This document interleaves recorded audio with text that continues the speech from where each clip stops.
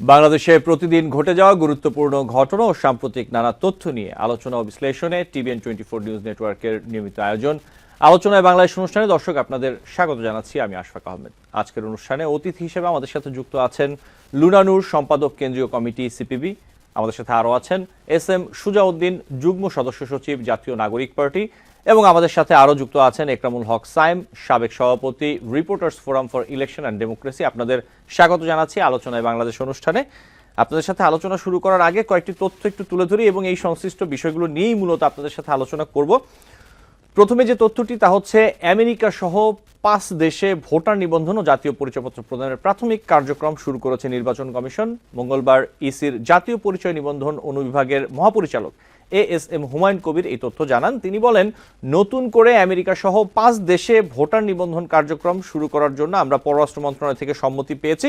সম্মতি পাওয়ার পর এই দেশগুলোতে এই কার্যক্রম শুরু করার জন্য প্রাথমিক যে পদক্ষেপগুলো রয়েছে সেগুলো এরই মধ্যে আমরা শুরু করেছি। এজন্য আমাদের প্রস্তুতি আছে। জনবল ও প্রয়োজনীয় উপকরণগুলো তৈরি করতে হবে। এছাড়া আমাদের প্রয়োজনীয় জনবল নির্ধারণ করে তাদের প্রশিক্ষণ দিতে হবে। এই কাজগুলো এখন আমরা পর্যায়ক্রমে শুরু করেছি। এবং তিনি আরও বলেন যে, আমরা আগে আপনাদের জানিয়েছিলাম আমেরিকার ক্ষেত্রে শুধু লস অ্যাঞ্জেলেসের অনুমতি পেয়েছিলাম, কিন্তু এখন আমরা ওয়াশিংটন ডিসি, নিউ ইয়র্ক সহ আমাদের যেখানে অফিস আছে সেখানে আমরা ভোটার নিবন্ধন কার্যক্রম শুরু করার অনুমতি পেয়েছি। এতে নিউ ইয়র্কবাসীদের সবচেয়ে বেশি আগ্রহ ছিল, সেখানেই সবচেয়ে বেশি বাঙালি বসবাস করে। এই সংশ্লিষ্ট আরও অনেক কথা তিনি বলেছেন, আমি ছোট্ট একটি অংশ একটু তুলে ধরলাম। এরপর আরেকটি তথ্য তা হচ্ছে নতুন রাজনৈতিক দল হিসেবে নিবন্ধনের জন্য আবেদন করা জাতীয় নাগরিক পার্টি সহ মোট 144টি রাজনৈতিক দল প্রাথমিক যাচাই বাছাইয়ে নির্বাচন কমিশনের শর্ত পূরণে ব্যর্থ হয়েছে। তাদের নথিপত্র ও তথ্য সংশোধনের জন্য 15 দিনের সময় দিয়েছে ইসি। মঙ্গলবার সাংবাদিকদের এই তথ্য জানান ইসি অতিরিক্ত সচিব KM আলী নেওয়াজ। তিনি বলেন, প্রাথমিক যাচাইয়ে দেখা গেছে এই দলগুলোর প্রতিটির আবেদনে কিছু না কিছু ঘাটতি রয়েছে। প্রথম ধাপে 62 দলকে চিঠি পাঠানো হবে এবং পরবর্তী ধাপে বাকি দলগুলোকে পর্যায়ক্রমে জানানো হবে এবং তাদের 15 দিনের মধ্যে সংশোধিত সম্পূর্ণ তথ্য দিতে হবে। এবং এরপর আরেকটি তথ্য আমি একটু তুলে ধরি, তা হচ্ছে বাংলাদেশি পণ্যের ওপর আমেরিকার আরোপ করা 35% শুল্ক কমানোর আলোচনায় বাণিজ্যের বাইরেও অন্যান্য বিষয় গুরুত্বপূর্ণ হয়ে দাঁড়িয়েছে। আমরা একটি প্রতিবেদনে বাংলাদেশের একটি গণমাধ্যমে যেমনটা দেখতে পাচ্ছি, সেখান থেকে কিছু অংশ আমি তুলে ধরছি। বাণিজ্যের বাইরের বিভিন্ন শর্ত নিয়েই মূলত দর কষাকষি হচ্ছে। আমেরিকার বাণিজ্য প্রতিনিধির কার্যালয়ের সঙ্গে বাংলাদেশের দ্বিতীয় দফার বৈঠকের সঙ্গে সংশ্লিষ্ট একাধিক সূত্রে এমন তথ্য জানা গেছে। গত সপ্তাহে ওয়াশিংটনে বৈঠক হয়। সংশ্লিষ্টদের সঙ্গে কথা বলে জানা গেছে আমেরিকা একটি ফ্রেমওয়ার্ক চুক্তি চাচ্ছে যার মধ্যে নিরাপত্তা ইস্যুও থাকবে। এর মানে দাঁড়ায় তারা শুধু বাণিজ্য নয়, বৃহত্তর ও কৌশলগত ক্ষেত্রে ঢাকার সঙ্গে সম্পৃক্ত হতে চায়। এর মূল উদ্দেশ্য বাংলাদেশ যেন চায়নার দিকে অতিরিক্ত না ঝুঁকে। আমেরিকার সঙ্গে আলোচনা শুধু বাণিজ্য নিয়ে সীমাবদ্ধ নয়, বিস্তৃত কৌশলগত সম্পর্কের বিষয় রয়েছে। সূত্র জানায় আমেরিকা চায় বাংলাদেশ যেন তার ইন্দো প্যাসিফিক স্ট্র্যাটেজির পক্ষে থাকে। এটি আমেরিকার একটি বিস্তৃত কৌশল যার লক্ষ্য হচ্ছে পুরো অঞ্চলে অর্থনৈতিক ও নিরাপত্তা সহযোগিতা জোরদার করে চায়নার প্রভাব মোকাবেলা করা। এবং আরেকটি তথ্য ছোট্ট করে, তা হচ্ছে ট্যুরিস্ট সেজে মালয়েশিয়ায় প্রবেশের চেষ্টা করার সময় 96 বাংলাদেশি নাগরিক সহ বিভিন্ন দেশের 131 জনকে কুয়ালালামপুর আন্তর্জাতিক বিমানবন্দর থেকে আটক করে নিজ দেশে ফেরত পাঠানো হয়। গত 3 দিনে মালয়েশিয়ার সীমান্ত নিয়ন্ত্রণ ও সুরক্ষা সংস্থা 300 জনের বেশি বিদেশির কাগজপত্র যাচাই করে। কুয়ালালামপুর আন্তর্জাতিক বিমানবন্দর টার্মিনাল 1-এ যাওয়া 300 জনের বেশি বিদেশির মধ্যে 131 জনকে দেশটিতে প্রবেশ করতে দেওয়া হয়নি। এবং যোগ করি, এদিকে ফ্যাসিবাদ সরকারের সময় ওমানে নিযুক্ত কিছু লেসপেন্সারের ষড়যন্ত্রে চাকরি ও ব্যবসা হারিয়ে দেশে ফিরতে বাধ্য হয়েছেন এমন অভিযোগ তুলে 4 দফা দাবি জানিয়েছেন ওমান ফেরত প্রবাসীরা।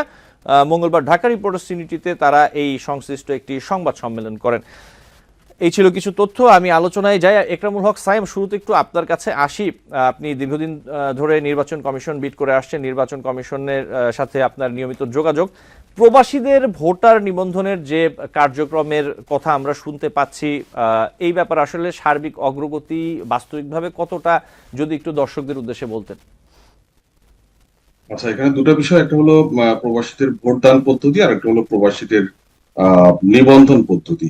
এখন মূলত আপনি যে নিউজটি পড়েছেন সেটি হলো রেজিস্ট্রেশন কার্যক্রম, তাদের নিবন্ধন করা, ভোটার হিসেবে অন্তর্ভুক্ত করা।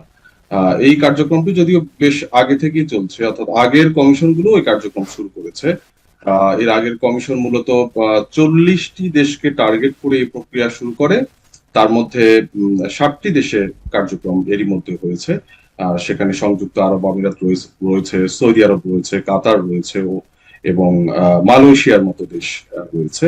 এবার আরো 5টি দেশকে অন্তর্ভুক্ত করার কথা বলা হয়েছে, যে পররাষ্ট্র মন্ত্রণালয় থেকে সম্মতি চাওয়া হয়েছে, যেহেতু এম্বাসিগুলোকে সম্পৃক্ত করে এই কাজ সম্পন্ন হয়।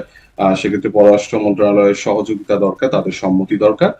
সেক্ষেত্রে যুক্তরাষ্ট্র সহ আরো 5টি দেশের নিবন্ধন কার্যক্রমের ব্যাপারে সম্মতি দিয়েছে পররাষ্ট্র মন্ত্রণালয়। সেই আলোকে নির্বাচন কমিশন তার কার্যক্রম করবে। নির্বাচন কমিশন এই দেশগুলোতে যাবে, সেখানে বাংলাদেশে যেরকম ভোটার তালিকা হালনাগাদ কর্মসূচি হয়, সেখানেও এরকম একটা কর্মসূচি থাকবে।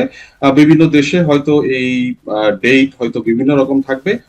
সেই কর্মসূচির মাধ্যমে মূলত প্রবাসে যারা রয়েছেন, যারা ভোটার হতে পারেননি, যারা দেশে আসার সুযোগ পাননি দীর্ঘদিন ধরে, কিংবা দেশে আসার সুযোগ পেলেও হয়তো অল্প সময়ের মধ্যে ভোটার হওয়ার সুযোগ ছিল না, তাদেরকে সেখানে আসলে ভোটার করা হবে। এবং শুধু এই 5টি দেশ নয়, যে 40টি দেশ টার্গেট করা হয়েছে পর্যায়ক্রমে, সেই দেশগুলোতে এই প্রক্রিয়া নির্বাচন কমিশন যাবে, এবং এটার জন্য নির্বাচন কমিশন একটি প্রকল্প পাশ করেছে। জি, আরেকটি হচ্ছে ভোটার, জি বলুন। হ্যাঁ, আরেকটি হচ্ছে ভোটার দেওয়ার পদ্ধতি। এই বিষয়টি হয়তো আমি পরে আরো না, আমি এই বিষয়টিতে আপনার কাছে আসতাম, যে এইবার যেটি বলা হচ্ছে যে পোস্টাল ব্যালট পদ্ধতি, যেটিতে আসলে নির্বাচনে ভোট দেবেন প্রবাসীরা। সিইসি কদিন আগে বলেছেন যে প্রবাসী বাংলাদেশিদের ভোট দেওয়ার জন্য একটি প্রাথমিকভাবে 48 কোটি টাকার প্রকল্প নেওয়া হয়েছে, এবং আগের পোস্টাল ব্যালট পদ্ধতিতে ভোট না এলেও নতুন পদ্ধতিতে আসবে। এখানে আসলে আমার প্রশ্নটা, যে পোস্টাল ব্যালট পদ্ধতিতে যে নতুন পদ্ধতি, অথবা এখানে কি ধরনের পরিবর্তন আনা হয়েছে যদি একটু বলতেন। দেখুন, প্রবাসীদের ভোট দেওয়ার বিষয়ে কিন্তু মানে সব দিক থেকে দাবি আসছে। বিশেষ করে জুলাই আন্দোলনে যেহেতু তাদের একটা ভূমিকা ছিল, যেসব রাজনৈতিক দল এখন মাঠে সক্রিয় রয়েছে, তারা প্রত্যেকেই প্রবাসীদের ভোট দেওয়ার বিষয়টি খুব গুরুত্বের সামনে দিয়ে আসছেন, এবং নির্বাচন কমিশনও বিষয়টিকে গুরুত্বের সাথে দেখছে। যদিও এখন পর্যন্ত আসলে প্রবাসীদের ভোট দেওয়ার কোনো বাস্তবিক পদক্ষেপ এখনো পর্যন্ত নেওয়া হয়নি। পোস্টাল ব্যালটটি নির্বাচন কমিশনের বর্তমানে আইনেই আছে। প্রবাসী এবং প্রবাসী ছাড়াও যারা আসলে কেন্দ্রে গিয়ে ভোট দিতে পারবে না, তারা পোস্টাল ব্যালটে ভোট দিতে পারে, সেরকম একটি আইন রয়েছে। কিন্তু যদিও এটি আসলে প্রবাসীদের ক্ষেত্রে একেবারে মোটেই কার্যকর হয়নি, অর্থাৎ গত সংসদ নির্বাচনে এরকম তথ্য আমরা একজনের ক্ষেত্রেও পাইনি যে কোনো প্রবাসী পোস্টাল ব্যালটে ভোট দিতে পেরেছে। এবার নির্বাচন কমিশন 3টি পদ্ধতির কথা বলেছে। একটি হলো প্রক্সি ভোটদান পদ্ধতি এবং অনলাইন পদ্ধতি, আরেকটি হলো এই পোস্টাল ব্যালট পদ্ধতি। আগের যে দুটি পদ্ধতি, অর্থাৎ অন্য যে দুটি পদ্ধতি, প্রক্সি এবং অনলাইন ভোটিং পদ্ধতি, এই দুটি পদ্ধতি নিয়ে সমালোচনা আছে, এবং বাংলাদেশের ক্ষেত্রে এই দুটি পদ্ধতি বাস্তবিক নয় বলে নির্বাচন কমিশনের কাছে নির্বাচন কমিশন সেটি বুঝতে পেরেছে, এবং সেই আলোকে আসলে আগের মতো পোস্টাল ব্যালটে যাচ্ছে। আগের মতো ঠিক না, যদিও পোস্টাল ব্যালট, এটিকে বলা হচ্ছে যে আইটি সাপোর্টেড পোস্টাল ব্যালট। অর্থাৎ আগে যে পোস্টাল ব্যালটের সিস্টেমটি ছিল, সেটি হচ্ছে অন্ততপক্ষে ভোটের 15 দিন আগে আবেদন করতে হবে, নির্বাচন কমিশনকে জানাতে হবে যে আমি কাতার থেকে কিংবা কুয়েত থেকে কিংবা সৌদি আরব থেকে আমি ভোট দিতে চাই। যে অ্যাম্বাসি গুলো আছে, সেই অ্যাম্বাসি গুলোতে এর আগে একটি গণবিজ্ঞপ্তি জারি হয়, এবং সেই গণবিজ্ঞপ্তি জারির আলোকে প্রবাসীরা এম্বাসিতে আবেদন করতে পারে। এম্বাসি থেকে নির্বাচন কমিশনকে তথ্য দেওয়া হয় যে এই ভোটাররা ভোট দিতে চায়, তাদের জন্য তখন আসলে কার্যক্রম নেওয়া হয়। এটি আসলে একেবারে ম্যানুয়াল পদ্ধতি, এবং এই পদ্ধতি আসলে কোনো সময় কার্যকর হওয়ার মতো কোনো সুযোগ থাকে না, এবং প্রবাসীরাও জানে না যে আগের যে ম্যানুয়াল পদ্ধতিতে ভোটদান পদ্ধতি, সেটা কিভাবে দিতে হয় এবং কখন গণবিজ্ঞপ্তি জারি হয়, সেটি আসলে প্রবাসীরা মানে প্রবাসীদের অন্তরালেই থেকে যায় আর কি। এটি আসলে এক ধরনের আনুষ্ঠানিকতাই থাকে, এটি বাস্তবে মানে ভোট দেওয়ার মতো কোনো কার্যক্রম হয় না।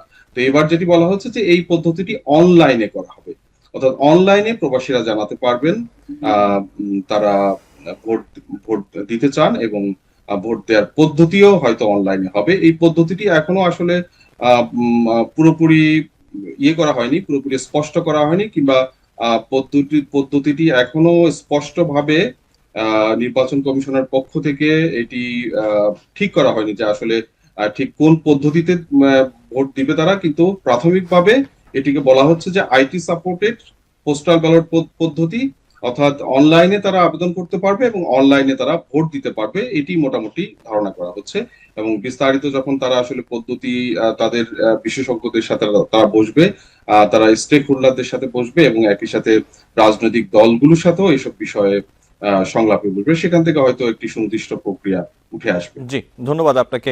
লুনানুর, আপনার কাছে আসি। যে কথাগুলো একরামুল হক সায়েম বলছিলেন যে এই যে অনলাইনের মাধ্যমে পোস্টাল ব্যালট পদ্ধতি যেটি নিয়ে আলোচনা হচ্ছে অথবা যেটি নিয়ে কাজ করছে নির্বাচন কমিশন, এই যে প্রবাসীদের ভোটের পদ্ধতি, এটি কি ঠিক আছে? একজন রাজনীতিক হিসেবে আপনার কাছে কি মনে হচ্ছে যে এবার আসলে সঠিকভাবে প্রবাসীরা ভোট দিতে পারবেন, এমন আস্থা পাচ্ছেন আপনি অথবা আপনারা?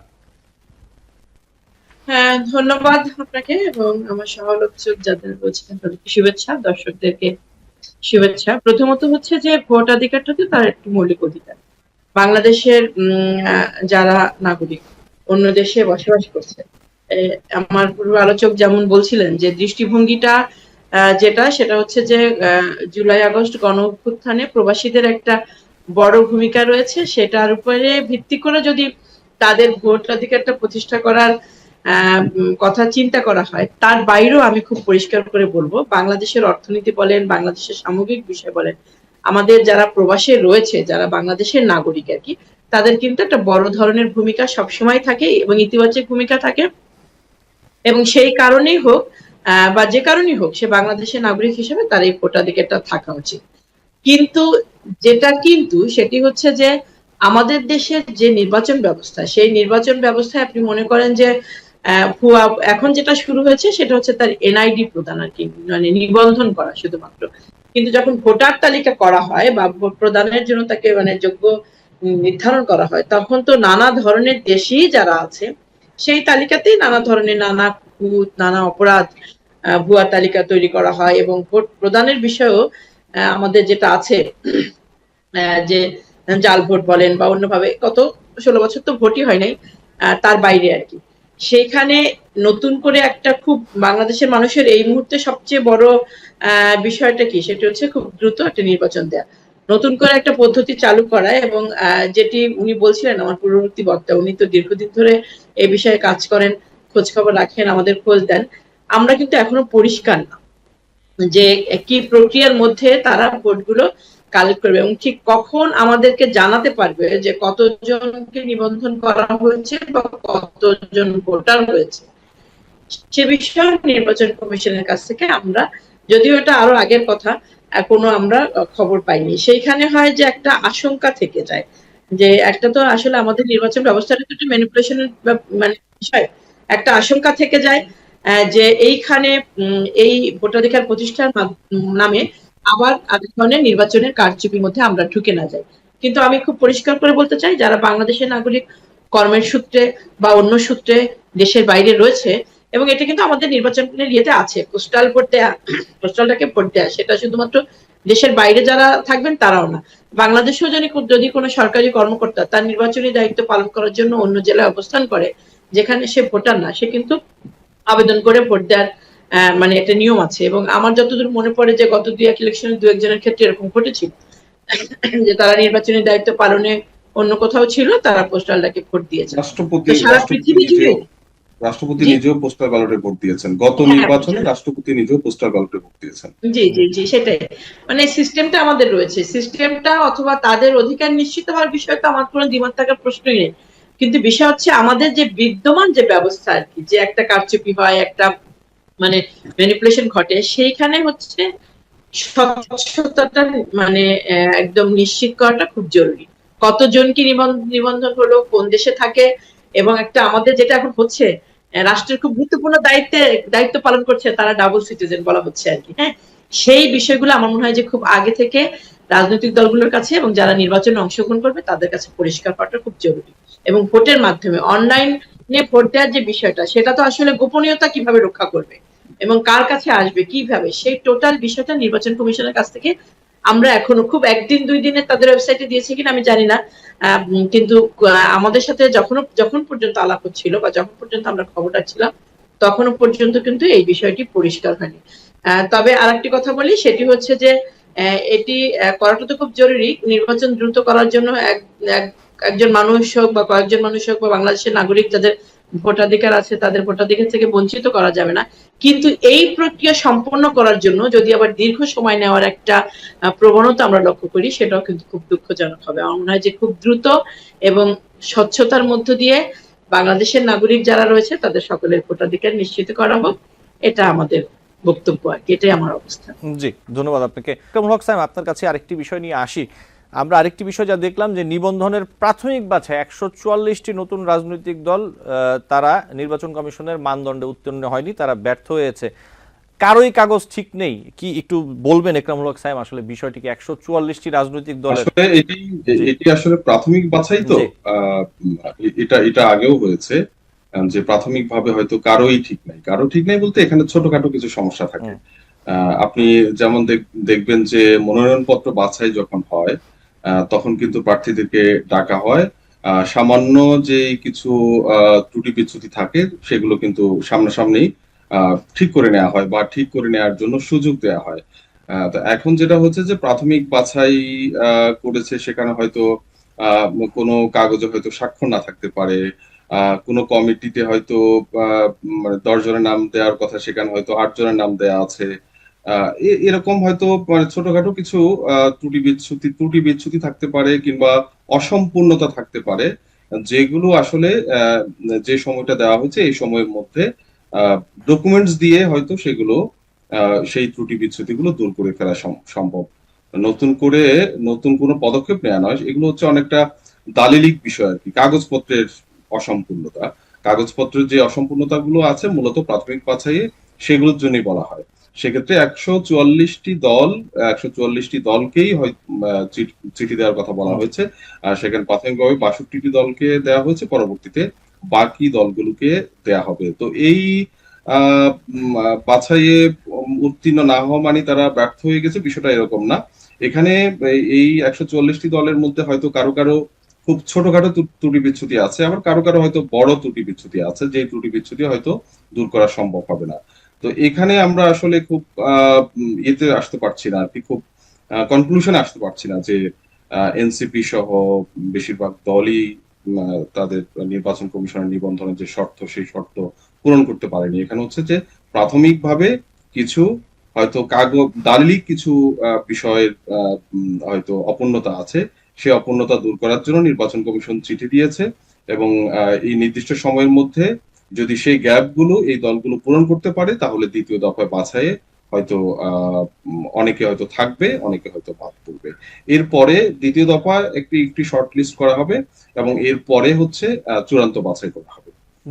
এগুলো কিন্তু একটা প্রক্রিয়া এবং এই প্রক্রিয়ায় কিন্তু একেবারে শেষ পর্যন্তই কিন্তু সুযোগ আছে। এবং আমরা যদি দেখি যে গত নিবন্ধন দেওয়ার যে দলগুলোকে নিবন্ধন দেওয়া হয়েছে, আমরা আওয়াল কমিশনের সময় দেখি যে সেখানে 2টি দলকে কিন্তু নিবন্ধন দেওয়া হয়েছে নিবন্ধনের এই প্রক্রিয়ার মাধ্যমে, কিন্তু বাকি বেশিরভাগ দলই কিন্তু নিবন্ধন পেয়েছে আবার কোর্টের নির্দেশে। এবং এর আগেও আমরা দেখেছি যে অনেক দল কোর্টের নির্দেশেই নিবন্ধন পান, যদিও এই নির্দিষ্ট যে প্রক্রিয়া এই প্রক্রিয়ার মধ্যে তারা নিবন্ধন পাননি। তো এটিকে মানে আসলে প্রাথমিক বাছাই বলা যাবে এবং এই বাছাইয়ে আসলে উত্তীর্ণ না হওয়া মানে তারা ব্যর্থ হয়েছে এটি বলার সুযোগ নেই। জি, আপনাকে ধন্যবাদ। একটি বিরতি নিব, বিরতি নিয়ে এই সংশ্লিষ্ট বিষয়ে আরো কিছু কথা বলবো আপনাদের সাথে। দর্শক, আলোচনায় বাংলাদেশ অনুষ্ঠানে এই পর্যন্তই। পরবর্তী বিরতির পর আমরা আলোচনা করব।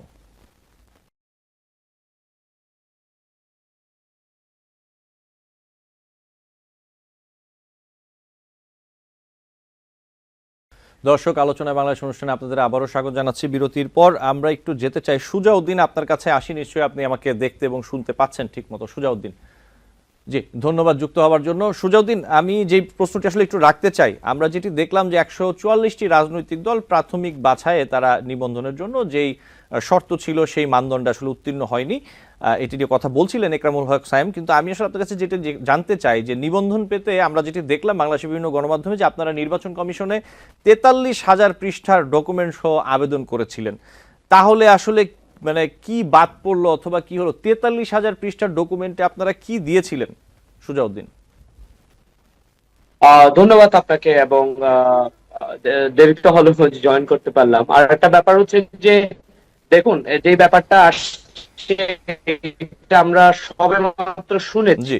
ধরেন নির্বাচন কমিশনার থেকে আমরা ইতিমধ্যে বিভিন্ন জায়গায় আমরা যে সংবাদগুলো পেয়েছি, এবং আমরা বিভিন্ন জায়গা থেকে আমরা সংবাদ পাচ্ছি যে এরকম একটা ঘটনা হয়েছে, যে এখানে আমাদের ইলেকশন কমিশনের যে বেসিক রুল সেখানে এক ধরনের ক্রাইটেরিয়া ফিল করা হয় নাই বলে আমাদেরকে বলা হচ্ছে। বাট স্টিল আমরা সেই ধরনের যেসব চিঠিপত্র ইলেকশন কমিশন থেকে আমাদের বরাবর পৌঁছানোর কথা, এখনো পর্যন্ত আমরা সেটা পাইনি, এবং সেটার এখনো বিশ্লেষণ চলছে। এবং আমাদের যেহেতু একটা সারা বাংলাদেশে একটা সাংগঠনিক সফর চলছে, আপনারা জানেন যে একটা জুলাই পদযাত্রা চলছে, আমাদের বেশিরভাগই সেটা নিয়ে ব্যস্ত আছেন। তো এরকম একটা জায়গা থেকে আমরা আসলে যে ব্যাপারটা বলা হচ্ছে আরো অন্যান্য রাজনৈতিক দলের মতো আমরা সেটা খতিয়ে দেখবো। কিন্তু আমরা একটা বিষয় বলি যে ধরেন আপনি একটা রাজনৈতিক দলের বেসিক যে ক্রাইটেরিয়া গুলো থাকার কথা, যেমন সারা বাংলাদেশে অফিসের কথা, এবং 100-রও বেশি ধরেন আপনার উপজেলা থানা পর্যায়ের যেসব কমিটিগুলো হওয়ার কথা, এই প্রত্যেকটা জিনিস কিন্তু আমাদের, যেহেতু আমরা নাগরিক কমিটি পরবর্তী সময়ে যেহেতু নাগরিক পার্টিটা হয়েছে, এবং ওই নাগরিক কমিটির শুরু থেকে কিন্তু আমাদের ওই ধরনের একটা অর্গানাইজ একটা ব্যবস্থা আমাদের ছিল, একটা ইউনিক ব্যবস্থা আমাদের ছিল। তো সেই জায়গা থেকে আমার মনে হয় আমাদের এক আলাদা করে নির্দিষ্ট ইলেকশন কমিশনে আলাদা করে একটা টিম কাজ করছে, এবং আমরা পুঙ্খানু রূপে দেখে তারা আমাদের নিজস্ব যাচাই বাছাই প্রক্রিয়ার পরে আমরা বলতে পারবো আসলে কোন বিষয়টা জন্য ইলেকশন কমিশন এই ব্যাপারটা ঘটছে। আমরা দেখছি যে আমরা যখন ইলেকশন কমিশনে আমাদের মুভটা আমরা শুরু করেছি, বিশেষ করে আমাদের প্রতীকের ব্যাপারে কথা বলেছি, তারপর হচ্ছে আমাদের নিবন্ধন কার্যক্রমের জন্য আমরা যখনই কথা বলছি, তখনই আমরা এক ধরনের ষড়যন্ত্র আমরা নানা জায়গা থেকে আমরা দেখতে পাচ্ছি। প্রতীকের ব্যাপারও তো এক ধরনের আছেই। তো সেই জায়গা থেকে আমরা মনে করছি যে আমাদের জায়গা থেকে যতক্ষণ পর্যন্ত মানে যত ধরনের ডকুমেন্ট দরকার বা যত ধরনের ক্রাইটেরিয়া, আমরা সেই ক্রাইটেরিয়া গুলো আমরা সর্বোচ্চ জবাবদিহিতা করবার আমরা চেষ্টা করব, এটা আমরা ফুলফিল করবো। যেহেতু ইতিমধ্যে আমরা এখনো জানি না আসলে কি কারণে আমাদের এই জিনিসটাকে গণমাধ্যমে অনেকগুলো সংবাদগুলো আসছে।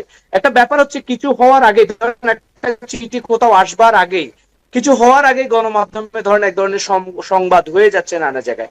তো আমরা মনে করি আমাদের সেন্ট্রাল লিডারশিপ থেকে ইলেকশন কমিশন রিফর্মের কথা একটা বলা হয়েছে, যে ইলেকশন কমিশন রিফর্মের মাধ্যমে আসলে আমরা মনে করি যে একটা নতুন রাজনৈতিক দল হিসেবে যদি বা আমাদেরকে যা যা ক্রাইটেরিয়া বলা হয়েছে আমরা সকল ধরনের ডকুমেন্ট আমরা সাবমিট করেছি, কিন্তু তারপরে একটা ব্যাপার খুবই গুরুত্বপূর্ণ যে যখনই কথা বলা হচ্ছে, যখন আমরা আমাদের প্রেজেন্ট ব্যাপার আমাদের ডকুমেন্টস গুলো সাবমিট করছি, প্রতীক নিয়ে কথা হচ্ছে, তখন আমরা দেখছি ইতিমধ্যেই এক ধরনের মানে এমন কিছু তথ্য, উদ্ভট তথ্য, এমন কিছু কথা বলা হয় যেটা আসলে কোনো নতুন রাজনৈতিক দলের জন্য এই ব্যাপারগুলো আসলে খুবই বিব্রতকর। তো আমার কাছে মনে হয় যে যতক্ষণ আমরা তো অবশ্যই মনে করি যে সাংগঠনিক যে প্রসেস কিংবা আইনি যে প্রসেস গুলো, সেই প্রসেস গুলোতে আমাদের যে ইলেকশন কমিশনের এই ব্যবস্থাগুলোর সাথে কাজ করবার জন্য যে টিম, ওনারা অলরেডি কাজ করছেন, এবং কাজের মধ্য দিয়ে ওনারা ইলেকশন কমিশন এটা জানাবেন, এবং আমরা যদি পুরো ব্যাপারটা যখনই জানতে পারবো সেটা আমরা নির্দিষ্টভাবে জানাবো।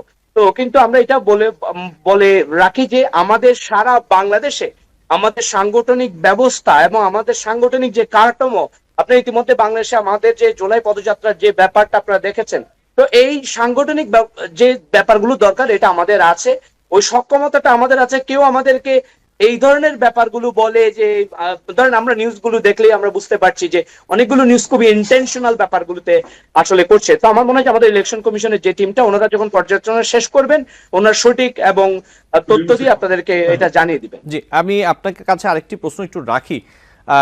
এনসিপির এক নেতা, তিনি একটি গাড়ির সামনে থেকে তিনি অর্থ নিচ্ছেন অথবা কথা বলছেন, এই ধরনের একটি ভিডিও সোশ্যাল মিডিয়াতে ভাইরাল হয়েছে, আপনি নিশ্চয়ই দেখেছেন। এই ঘটনাটি আসলে কি, এই ঘটনার ব্যাপারে কি বলবেন? আমি একটু বলে দিই, এনসিপি নেতা ইমামুর রশিদ 7 লাখ টাকা নেয়ার একটি ভিডিও এটি আসলে ভাইরাল হয়েছে। এই বিষয়ে আপনার অথবা আপনাদের বক্তব্য কি, সুজাউদ্দিন? ধন্যবাদ আপনাকে। আমরা দেখেছি সারা বাংলাদেশে যখনই চাঁদাবাজ ইস্যুতে সারা বাংলাদেশ উত্তাল, এবং এন্টায়ার বাংলাদেশের জনগোষ্ঠী নতুন ভাবে রিট্রমাটাইজ হয়েছে, এরকম একটা সময়ে 5 মে মনে হয় ওই মানে প্রায় অনেক আগের, বেশ কয়েক মাস আগের একটা ঘটনা নতুন ভাবে সামাজিক যোগাযোগ মাধ্যমে উঠে আসছে, এবং সেটা নিয়ে আমাদের দলের পক্ষ থেকে ব্যক্তিগতভাবে যাদের দিকে আঙ্গুল তোলা হচ্ছে, যাদেরকে দায়ী করা হচ্ছে, একদম ইন্ডিভিজুয়ালি অনেকের পোস্ট আপনি দেখবেন, অনেক ক্লারিফিকেশন আপনি দেখবেন। তবে আমরা মনে করি যে কোনো ধরনের অভিযোগ যখনই সেটা যদি রিউমার রিপাবলিকের অভিযোগও হয়, আমি আবার বলি যে রিউমার রিপাবলিকের অভিযোগও যদি হয়, যেখানে আমরা নির্দিষ্টভাবে জানি যে এখান থেকে রিউমার প্রডিউস ছাড়া অন্য কোনো প্রোডাকশন এখানে হতে পারে না, অথবা এখান থেকে কোনো ষড়যন্ত্র ছাড়া হতে পারে না, সেই ধরনের রিউমার রিপাবলিকের তথ্যও আমরা যাচাই করব এবং যাচাইয়ের প্রক্রিয়ার মধ্য দিয়ে যদি কেউ এটাতে অভিযুক্ত থেকে থাকে, তার বিরুদ্ধে সাংগঠনিক ব্যবস্থা নেওয়া হবে। আপনারা ইতিপূর্বে আমাদের যেসব এলিগেশন গুলো আমাদের নামে করা হয়েছিল, আপনারা অনেকগুলো ব্যাপার জানেন, সেই ব্যাপারগুলো কিন্তু আমরা একদম সঠিক তদন্তের মাধ্যমে, আমাদের আলাদা আইন শৃঙ্খলা কমিটি আছে, সেই আইন শৃঙ্খলা কমিটি শুধুমাত্র যে একটা নির্দিষ্ট ধরেন তাকে বহিষ্কার করেছে অথবা নির্দিষ্ট কোনো কিছুর মধ্য দিয়ে থেমে থাকেনি, তারা কিন্তু যথেষ্ট পরিমাণ যেখানে যেখানে কপারেট করার কথা সেখানে কপারেট করেছে। তবে এখনো পর্যন্ত এই তথ্যটার ব্যাপারে আমাদের কাছে কোনো ক্লিয়ার ধারণা নাই, যে অনেকেই একটা ভিডিওর ব্যাপারে আমরা জানছি, দেখতে পাচ্ছি।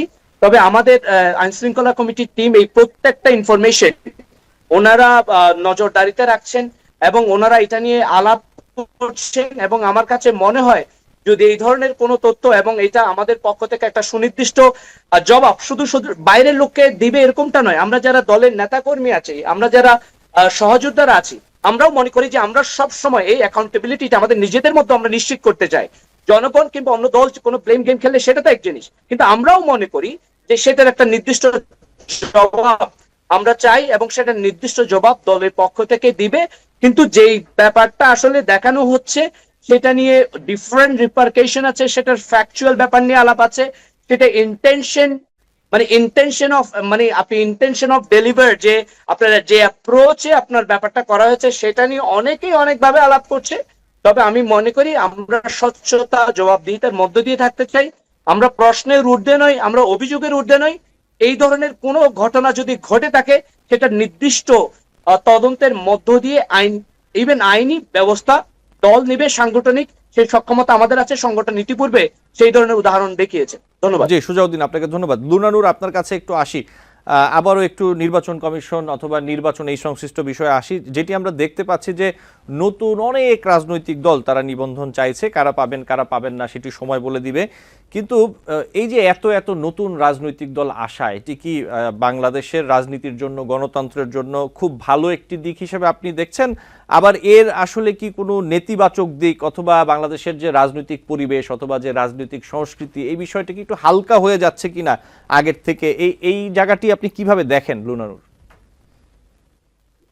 ধন্যবাদ আশফাক আপনাকে। প্রথমত হচ্ছে যে এই প্রসঙ্গে কথা বলতে গেলে এটি খুব একটি মৌলিক ধারণা। হ্যাঁ, রাজনীতি বিষয়টাই তো আমাদের দেশে গত কয়েক বছর ধরে, এটা আসলে বিশ্বব্যাপী।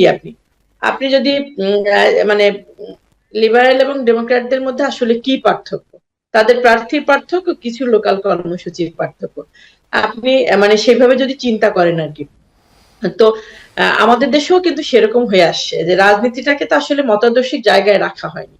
রাজনীতিটাকে এখন শুধুমাত্র একটা দলীয় ব্যবস্থা এবং ক্ষমতায় যাওয়া, ক্ষমতার বাইরে থেকে লড়াই করা, এটা, এবং কখনো কখনো রাজনীতি একটা আয়ের উৎস হয়ে দাঁড়িয়েছে। এবং গত 16 বছরে এটা সবচেয়ে বেশি হয়েছে।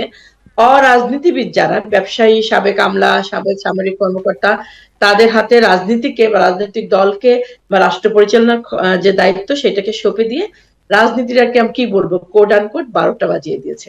একটা বিষয় আমি একটু বলতে চাই অন্যভাবে নেয়ার আগে, সেটি হচ্ছে নতুন নতুন দল হচ্ছে, নতুন নতুন মানুষ সম্পৃক্ত হচ্ছে রাজনীতিতে, এটাকে আমি স্বাগত জানাতে চাই এবং এটা ভালোভাবে সঠিকভাবে হোক, সেটা হোক। কিন্তু যে জায়গাটা সেটি হচ্ছে যে আপনি যখন দেখবেন এই রাজনৈতিক দলগুলোর কোনো রাজনৈতিক দলের কোনো ঘোষণাপত্রই নেই, কোনো রাজনৈতিক দলের, আমরা জানি না, আমাদের অনেক জুনিয়র কর্মীরা বলে যে তাদের কারো ঘোষণাপত্র এক দলের আরেক দল কপি করে, বা শুধু হাজবেন্ড সভাপতি, স্ত্রী সাধারণ সম্পাদক, নিজের বাড়ির ঠিকানা হচ্ছে তার কার্যালয়, এবং অন্য দলের ঘোষণাপত্র, গঠনতন্ত্র বলেন বা ইশতেহার বলেন, সেগুলোকে জাস্ট কপি করে দেওয়া আর কি।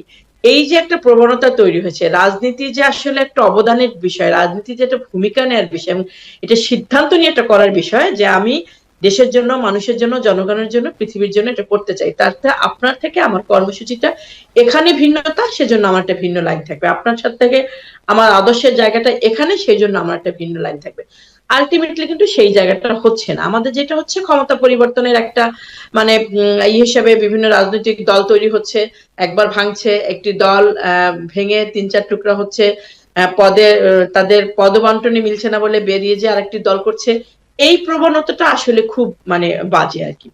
এবং এটা গণতন্ত্রের নামে এটা একটা ব্যক্তিকেন্দ্রিক মানে চর্চা হয়ে দাঁড়িয়েছে। এটা একটা বিষয়। আরেকটি বিষয় হচ্ছে যে রাজনীতিটাকে সহজ মনে হচ্ছে মানুষের কাছে। মানে আপনি যখন রাজনীতি করবেন তখন জনগণের জন্য কিছু করা, রাষ্ট্রের জন্য কিছু করা, সেটা না। মানে অবসর সময় একটা কাজ করা, একটা দল আমার টিকিয়ে রাখা, সেই দলটার নামে বিভিন্ন ফোরামে আমি অংশগ্রহণ করলাম, বিভিন্ন জায়গায় গেলাম, বিদেশ সফরে গেলাম, অথবা একটা বার্গেনিং এ আসলাম শক্তিশালী দলগুলোর সাথে। এই প্রবণতাটা হচ্ছে গত এই 90-এর পরে আমাদের দেশে খুব বেশি করে তৈরি হয়েছে। 4 দলীয় জোট, 14 দলীয় জোট। এটা হচ্ছে একটু মানে অপেক্ষাকৃত ক্ষমতাসীন দলদের সাথে বার্গেনিং করে ক্ষমতার একটা অংশ হওয়া। এই প্রবণতাটাকে আমার খুব মানে বাজে প্রবণতা মনে হয়। এটাকে সঠিক মনে হয় না, সরি, আমি বাজে সঠিক প্রবণতা মনে হয় না। তবে রাজনীতিটা তো মতাদর্শের বিষয়, এটা মতামতের বিষয়, এবং এটা একটা প্র্যাকটিসের বিষয়। এবং যাদের মগজ কাজ করবে, মস্তিষ্ক কাজ করবে, তারাই নতুন পথ দেখাতে পারবে। সেই কারণেই হচ্ছে নতুন নতুন দলের হতে পারে। কিন্তু আমাদের দেশে যথেষ্ট ভুইফোর সংগঠন তৈরি হয়েছে।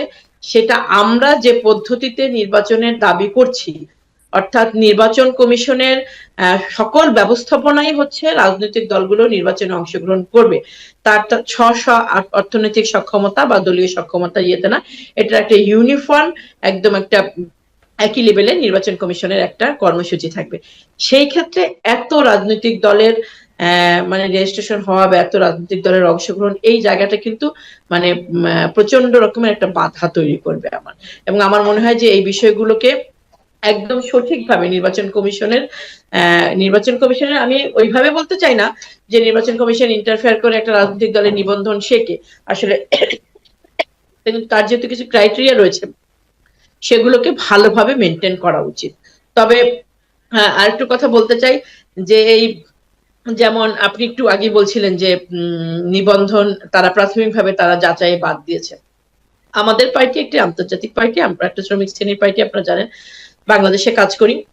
এবং এই মুহূর্তে বাংলাদেশে সক্রিয় রাজনৈতিক দলগুলোর মধ্যে একমাত্র পার্টি যে সাংগঠনিক সিদ্ধান্ত নিয়ে বাংলাদেশের মুক্তিযুদ্ধে অংশগ্রহণ করেছিল। আওয়ামী লীগ তো আসলে বাংলাদেশের রাজনীতির সিনে এখন নাই, সে স্বৈরাচারের তকমা নিয়ে এখন সে মানে হারিয়ে গিয়েছে। আমাদের পার্টিরও কিন্তু এরকম হয়েছিল। আমাদের পার্টির মানে ইংরেজি নাম কমিউনিস্ট পার্টি অফ বাংলাদেশ, মানে বাংলায় হবে বাংলাদেশের কমিউনিস্ট পার্টি, আমরা সেভাবেই লিখেছিলাম। সেটা নিয়েও আমাদের নির্বাচন কমিশনের কাছে প্রথমে যেতে হয়েছিল, ওনারা ডেকেছিলেন। এবং এটা আপনারা জানেন যে একই ঠিকানা 5 বা 7 বার লিখতে হয়, একই বিষয় লিখতে হয়, ছোটখাটো ভুল হয়, সেই কারণে হয়তো তারা ডাকে। এই বিষয়গুলো ঠিক আছে, কিন্তু মতাদর্শিক যে জায়গাটা, আমার মনে হয় যে সেই জায়গাটা আসলে জনগণের কাছে রাজনৈতিক দলগুলোর হয়ে নির্বাচন কমিশনের পরিষ্কার করা উচিত যে কি কারণে অনেক দল ভেঙে 4টা-5টা দল হয়েছে, তারা রাজনৈতিক নিবন্ধন করছে, তারা ইলেকশন অংশগ্রহণ করছে, অথবা 2-5 জনের দল। এবং এটা অফিসের ঠিকানা দেখানো বা কমিটি দেখানো, এটা খুব সহজ আর কি। মানে অসৎভাবে যদি করতে চাই, আমি সঠিকভাবে যদি না করতে চাই, তাহলে খুব সহজ। আমার মনে হয় যে এই যে বার্গেনিং সিস্টেমের মধ্যে যাওয়ার জন্য যে প্রবণতা, অথবা রাজনৈতিক দলের পরিচয়কে কাজে লাগিয়ে বিভিন্ন সুযোগ সুবিধা নেওয়ার যে প্রবণতা, এক্ষেত্রে এটা খুব হুমকি স্বরূপ হয়ে যাচ্ছে। তবে সঠিকভাবে ভিন্ন রাজনৈতিক মত পার্থক্য নিয়ে যদি নতুন কোনো দল আসে, তাকে মোস্ট ওয়েলকাম, সেটা তো গণতন্ত্রের আসলে একটা উত্তরণ। জি, ধন্যবাদ। একরাম লোক সাহেব, আপনার কাছে আসি। এই যে নিবন্ধন দেওয়ার যে প্রক্রিয়া নির্বাচন কমিশনের, আমরা তো বিভিন্ন রকমের সংস্কারের কথা শুনছি, এবং এর মধ্যে নির্বাচন কমিশন অথবা নির্বাচন ব্যবস্থা সংস্কার নিয়েও নানা আলোচনা চলছে, এবং এর মধ্যেই আসলে নির্বাচন কমিশন কাজ করছে। সেই জায়গা থেকে নিবন্ধন দেওয়ার যে প্রক্রিয়া, এই প্রক্রিয়ার মধ্যে আসলে কতটা সংস্কার প্রয়োজন বলে আপনি মনে করেন, অথবা ন্যূনতম সংস্কারটা আসলে হওয়া উচিত এই প্রক্রিয়াটার মধ্যেও? আসলে যেই সংখ্যার কথা বললেন যে 144টি দলের নিবন্ধনের আবেদন, এটি দেখতে অনেক বেশি মনে হচ্ছে। এবং এই যে দলের আধিক্য অনেক বেশি আছে, থাকে, সব সময় আগেও ছিল, এই দলের আধিক্য নির্বাচনে বিশেষ করে যেন আসলে বিরূপ প্রভাব না ফেলতে পারে, সেজন্য কিন্তু এই নিবন্ধনের প্রক্রিয়া। বিশেষ করে একসময় যেটা হতো যে আহ, নির্বাচনী ভোটের যে ব্যালট পেপার, এই ব্যালট পেপার সমস্যা হতো। আহ, মানে যে কোনো দল নির্বাচনে অংশ নিতে পারতো, যে কোনো প্রার্থী নির্বাচনে অংশ নিতে পারতো, যার জন্য ব্যালট পেপারে আসলে বিশাল ব্যালট পেপার হয়ে যেত। সেটা নির্বাচন কমিশনের জন্য, নির্বাচন কমিশনের ব্যয় বাড়তো। এবং আমরা তো কোনো কোনো ব্যক্তিকে দেখতাম যে একেবারে ইউনিয়ন পরিষদ থেকে শুরু করে সংসদ নির্বাচন, সিটি কর্পোরেশন, এমনকি রাষ্ট্রপতি পদের নির্বাচনেও দাঁড়াতো একই ব্যক্তি। ভোট হয়তো মানে যেই সংখ্যাই পেত, তার কিন্তু নির্বাচনে দাঁড়ানোটাই একটা শখ ছিল বা একটা নেশা ছিল। তো সেই জায়গাটি আসলে দূর করার জন্যই কিন্তু একটা ফ্রেমওয়ার্কের মধ্যে নিয়ে আসা হয়েছে, অর্থাৎ নিবন্ধন করতে হবে এবং নিবন্ধিত দলগুলোকে নির্বাচনে অংশ নিতে হবে। সেক্ষেত্রে আমার যেটা মনে হয় যে 144টি দল আবেদন করেছে, এটা সংখ্যাগত দিক থেকে বেশি হলেও নির্বাচন কমিশনের যে শর্ত আছে সেই শর্তে কিন্তু এই সংখ্যাটা, আপনি যেমনটা দেখলেনই তো, যে প্রাথমিক বাছাই আসলে কেউই টিকলো না, এক ধরনের বিষয় হতে হলো যে কারোই আবেদন একেবারে মানে পূর্ণতা পেল না, পূর্ণাঙ্গ হলো না। সেক্ষেত্রে যখন দ্বিতীয় দফার বাছাই হবে, সেখানে কিন্তু অনেক দল বাদ পড়ে যাবে এবং চূড়ান্ত বাছাই হয়তো আমরা ধারণা করছি এখানে হয়তো 4-5টা এবং সর্বোচ্চ হয়তো 6-7টা দল টিকে যেতে পারে। নিবন্ধনের যেই বিষয়, এই নিবন্ধনের প্রক্রিয়া নিয়ে রাজনৈতিক দলগুলো, কোনো কোনো রাজনৈতিক দল প্রশ্ন তুলেছে, কেউ কেউ বলেছে যে এই নিবন্ধন সিস্টেমটাই থাকার দরকার নেই, কারণ রাজনীতি করা, নির্বাচনে অংশ নেওয়া, এটা মানুষের সাংবিধানিক অধিকার। কিন্তু এই সাংবিধানিক অধিকার আসলে খুব খোলামেলা ভাবে দিতে গেলে নির্বাচনী প্রক্রিয়া আসলে বড় ধরনের সমস্যা তৈরি হয়, সংকট তৈরি হয়, যেটি বলছিলাম যে এক ধরনের নির্বাচনী ব্যয় ব্যাপকভাবে তৈরি হয় অনেক প্রার্থীর আধিক্যের কারণে। সেক্ষেত্রে আমার মনে হয় নিবন্ধন প্রক্রিয়া এখন যেরকম আছে, নিবন্ধনের যে শর্তগুলো আছে, এটা মোটা দাগে ঠিকই আছে, কিন্তু এখানে যাচাই বাছাইয়ে যেন নিরপেক্ষতা থাকে, যাচাই বাছাইয়ের সময় যেন আসলে এটা কার দল, কোন দল, আসলে এই দলকে নিবন্ধন না দিলে নির্বাচন কমিশন বিতর্কিত হবে কিনা, বা এই দলকে হয়তো কোনো রাজনৈতিক দলের প্রভাবে বা রাষ্ট্রের প্রভাবে নিবন্ধন দিতেই হবে, যেটা আমরা গত নির্বাচন কমিশনও দেখেছি যে এমন দুটি রাজনৈতিক দলকে নিবন্ধন দেওয়া হয়েছে যেগুলোর আসলে কার্যত আমরা এর আগে তাদের নামই শুনি নাই এবং তাদের কর্মসূচিও পরিলক্ষিত হয় নাই। এখানে বিষয় হচ্ছে নিবন্ধনের যে শর্ত আছে, নিবন্ধনের যে ফ্রেমওয়ার্ক আছে, এটা মোটামুটি ঠিক আছে। এখানে খুব বড় ধরনের সংস্কার হয়তো প্রয়োজন হবে না, কিন্তু প্রয়োজনটা হচ্ছে নির্বাচন কমিশনের যাচাই বাছাই প্রক্রিয়া, সেই প্রক্রিয়াটি যেন যথার্থ হয়, স্বচ্ছ হয় এবং নিরপেক্ষ হয়। তাহলেই আসলে সঠিক দলকে, যেই দলের আইডিওলজি আছে, যে দল সুসংগঠিত আছে, যে দলের কমিটি আছে, যে দলের সমর্থক সংখ্যা আছে, সেই দলই যেন নিবন্ধন পায়। সেটি নির্ভর করে নির্বাচন কমিশনের প্রক্রিয়াগত স্বচ্ছতা এবং নিরপেক্ষতার উপর। জি, ধন্যবাদ। আমাদের তো সময় কম। সুজাউদ্দিন, আপনার কাছে একটু আসি। এই যে নিবন্ধনের প্রক্রিয়া নিয়ে কথা বলছিলাম, এই ব্যাপারে যদি আপনি কিছু যোগ করতে চান। দেখুন, এটা খুবই যথার্থ বলেছেন, আমার যেটা বলেছেন, এটা হচ্ছে যে আমরা সাধারণত বাংলাদেশে দেখেছি যে যখনই নিবন্ধন সংক্রান্ত ব্যাপার, বাংলাদেশের অনেকগুলো ঐতিহাসিক ঘটনার সাথে আসলে সাক্ষী। তো সেই জায়গা থেকে আপনার যখনই নতুন কোন রাজনৈতিক দল, বিশেষ করে গণপ্রত্যান পরবর্তী রাজনৈতিক দলগুলো যখনই তাদের আকাঙ্ক্ষা অভিপ্রায়ের মধ্য দিয়ে জনগণের আকাঙ্ক্ষা অভিপ্রায়ের প্রতিফলিত করতে চায়, তো সেই জায়গা থেকে অনেক সময় যে পূর্বের যে অভিজ্ঞতা, পূর্বের নির্বাচন কমিশনের সাথে যে জনগণ কিংবা রাষ্ট্রের কিংবা রাজনৈতিক অংশীজনগুলোর যে অভিজ্ঞতা, অনেকাংশেই সেই জায়গা থেকে নানা ধরনের সন্দেহ পোষণ করে থাকেন। তা আমার কাছে মনে হয় একটা নির্দিষ্ট ভাবে একটা বড় ধরনের পরিবর্তন এখানে আনা দরকার, এবং পরিবর্তন না আনলেও যদি সাংগঠনিক যদি সঠিক প্রক্রিয়াগুলো ঠিক থাকে, এই সঠিক প্রক্রিয়ার মধ্য দিয়ে নির্দিষ্ট কাজের মধ্য দিয়ে অন্তত একটা এক্সাম্পল তৈরি করে ফেলা যায়। আমরা অনেকগুলো রিফরমেশনের কথা বলেছি, এই কারণে বলছি যে বিগত 15 বছরে আমরা ইলেকশন কমিশন সহ এই ধরনের সেন্সিটিভ ইনস্টিটিউশন গুলোতে আমরা খুব দলীয় এজেন্ডা বাজি আমরা করতে দেখেছি এবং দলীয়ভাবে কাজ করতে আমরা দেখেছি। তো সেই জায়গা থেকে এখন যেহেতু আপনি গণঅভ্যুত্থান পরবর্তী সময়ে যেহেতু এই প্রতিষ্ঠানটা কাজ করছে, আমরা মনে করি এই প্রতিষ্ঠানের প্রতি আমরা আস্থা রাখতে চাই। নির্দিষ্ট কোন দলীয় ম্যান্ডেট অথবা কারো প্রেসারে পড়ে যাতে কোনো কিছু না করে, এটা সাংগঠনিক, এটার যে নির্দিষ্ট প্রোটোকল, সেই প্রোটোকল মেনটেন করে যাতে স্বাভাবিক প্রক্রিয়ার মধ্য দিয়ে জনগণের আকাঙ্ক্ষা এবং অভিপ্রায়কে নিশ্চিত করতে পারে, আমাদের সেই প্রত্যাশায় থাকবে। আর একটা বিষয় হচ্ছে যে জনগণের আকাঙ্ক্ষা বাস্তবায়নের মধ্য দিয়ে একটা রাষ্ট্র, আসলে একটা নতুন রাষ্ট্রের একটা বিনির্মাণ করা সম্ভব। অন্যথায় আসলে যদি প্রতিষ্ঠানগুলো রাজনৈতিক প্রতিষ্ঠানের রূপ নেয়, রাজনৈতিক প্রতিষ্ঠানের মতো আচরণ করে প্রতিষ্ঠানগুলোর প্রধানরা, তাহলে এখানে সামগ্রিক রাষ্ট্র বিনির্মাণে এখানে এক বর্ধনের ব্যাঘাত করতে পারে। সুজাউদ্দিন, আপনাকে ধন্যবাদ। আমার হাতে আজকে সময় একদম শেষ। একরামুল হক সাইম এবং লুনানুর, আপনাদের আন্তরিকভাবে ধন্যবাদ জানাচ্ছি আজকে যুক্ত হওয়ার জন্য এবং সময় দেওয়ার জন্য। আপনারা সবাই ভালো থাকবেন। নিশ্চয়ই আপনাদের সাথে আবারও কথা হবে। আমাদের দর্শক আপনাদের মূল্যবান মতামত শুনতে পারবেন। ধন্যবাদ দর্শক। আলোচনায় বাংলাদেশ অনুষ্ঠানে আজ এই পর্যন্তই। পরবর্তী অনুষ্ঠান দেখার আমন্ত্রণ জানিয়ে বিদায় নিচ্ছি।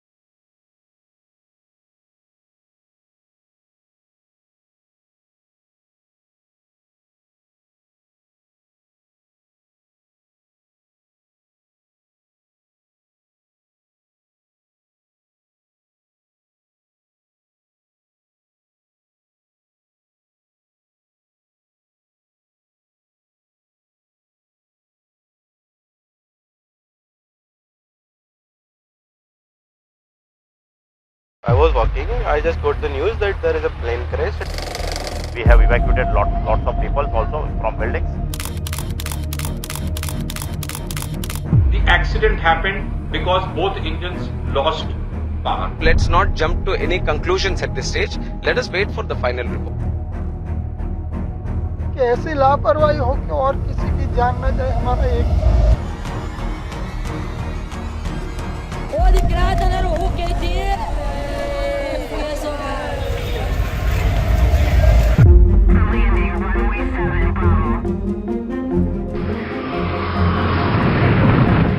যেভাবে মাত্র 32 সেকেন্ডে বিধ্বস্ত হলো এয়ার ইন্ডিয়ার ফ্লাইট 171। গত 12 জুন আহমেদাবাদ বিমানবন্দরের কাছে হাসপাতালের ভবনে বিধ্বস্ত হয় এয়ার ইন্ডিয়ার বোয়িং 787 সিরিজের ড্রিমলাইনার বিমান। এতে বিমানের 241 জন যাত্রী ও ক্রু এবং নিচে থাকা আরও 19 জনের মৃত্যু হয়। কেবল একজন যাত্রী প্রাণে বেঁচে যান। এ দুর্ঘটনার প্রাথমিক তদন্ত প্রতিবেদন প্রকাশ করেছে ভারত। বলা হয়েছে মাত্র 32 সেকেন্ডের ভেতরেই সব শেষ হয়ে যায়। প্রতিবেদন অনুসারে বিমানটি উড্ডয়নের পরপরই এর দুটি ফুয়েল কন্ট্রোল সুইচ দ্রুত কাট অফ অবস্থানে চলে যায়। এর ফলে ইঞ্জিনের জ্বালানি প্রবাহ বন্ধ হয়ে যায় এবং তাৎক্ষণিকভাবে বিমানটি সব থ্রাস্ট বা উড়ার শক্তি হারিয়ে ফেলে।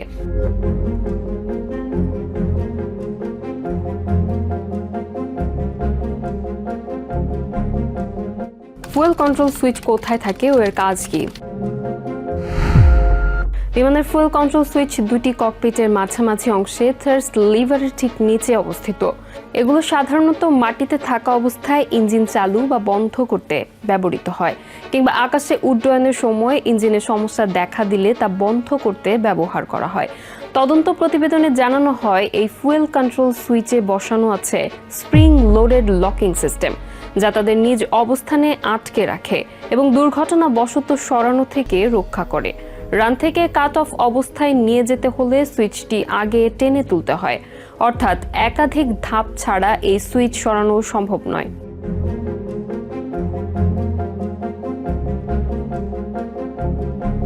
এয়ার ইন্ডিয়ার ফুয়েল কন্ট্রোল সুইচ বিপর্যয়ের কারণ। বিমান চলাচল বিশেষজ্ঞদের মতে এ ধরনের সুইচ দুর্ঘটনাবশত চালু বা বন্ধ হওয়ার সুযোগ নেই। আর একবার সুইচ কাট অফে চলে গেলে সঙ্গে সঙ্গে ইঞ্জিন শক্তি হারিয়ে ফেলে। এয়ার ইন্ডিয়ার দুর্ঘটনার প্রাথমিক প্রতিবেদনে বলা হয়, বিমানটির উড্ডয়নের আগ পর্যন্ত সবকিছু স্বাভাবিকভাবে চলছিল, কিন্তু আকাশে ওঠার 32 সেকেন্ডের মধ্যেই একের পর এক বিপর্যয় ঘটে। ফুয়েল সুইচ বন্ধ হয়ে যাওয়া, ইমার্জেন্সি পাওয়ার ইউনিট চালু হওয়া এবং ইঞ্জিন আবার চালু করার চেষ্টা সবই এই অল্প সময়ের মধ্যেই ঘটে। বিমানটি সর্বোচ্চ রেকর্ডকৃত গতি 180 নটস, প্রতি ঘন্টায় প্রায় 208 মাইল অর্জন করে। এর পরপরই বাম ইঞ্জিনের ফুয়েল কন্ট্রোল সুইচ রান থেকে কাট অফ অবস্থায় চলে যায় এবং 1 সেকেন্ড পর ডান ইঞ্জিনের ফুয়েল কন্ট্রোল সুইচও রান থেকে কাট অফ অবস্থায় চলে যায়। তদন্ত প্রতিবেদনে সুইচ দুটি কিভাবে সরানো হয়েছিল তা উল্লেখ করা হয়নি। জ্বালানি সরবরাহ বন্ধ হওয়ায় ইঞ্জিনের শক্তি কমতে থাকে। এ সময় ককপিটে বিভ্রান্তির তথ্য পাওয়া গেছে। এক পাইলটকে অপর এক পাইলট জিজ্ঞাসা করতে শোনা যায়, তুমি কেন কাট অফ করলে? অপর পাইলট বলেন তিনি এটি করেননি। এই কথোপকথনে কোনো পাইলটের পরিচয় প্রতিবেদনে উল্লেখ করা হয়নি। র্যাম এয়ার টারবাইন বা RAT সিস্টেম বিমানকে হাইড্রোলিক শক্তি সরবরাহ করতে শুরু করে। উড্ডয়ন ও ইঞ্জিন বন্ধ হওয়ার পরপরই এটি সক্রিয় হয়ে যায়। RAT হলো বোয়িং 787 ড্রিমলাইনারের নিচের অংশ থেকে স্বয়ংক্রিয়ভাবে বের হওয়া ছোট একটি প্রপেলার। এটি মূলত জরুরি পরিস্থিতিতে ব্যাকআপ জেনারেটরের কাজ করে। ফ্লাইট চলাকালে যদি উভয় ইঞ্জিন শক্তি হারায় কিংবা তিনটি হাইড্রোলিক সিস্টেমই যদি সংকটজনকভাবে চাপ হারায়, তখন এটি স্বয়ংক্রিয়ভাবে সক্রিয় হয়ে সীমিত বিদ্যুৎ সরবরাহ করে, যার মাধ্যমে ফ্লাইট সিস্টেম সচল রাখা হয়। বাম ইঞ্জিনের fuel cut off switch cut off থেকে রান অবস্থায় ফিরে আসে। বিধ্বস্তের 17 সেকেন্ড আগে অর্থাৎ উড়ার 15 সেকেন্ড পর স্বয়ংক্রিয়ভাবে অক্সিলিয়ারি পাওয়ার ইউনিট APEU এর এয়ার ইনলেট ডোর খোলা শুরু হয়। APEU হলো বিমানের লেজে অবস্থিত একটি ছোট গ্যাস টারবাইন ইঞ্জিন। জরুরি মুহূর্তে বা মূল ইঞ্জিন বন্ধ থাকলে APEU বিমানের বিভিন্ন সিস্টেম সচল রাখতে প্রয়োজনীয় শক্তি সরবরাহ করে। ডান ইঞ্জিনের fuel cut off switch cut off থেকে রান অবস্থায় ফিরে আসে।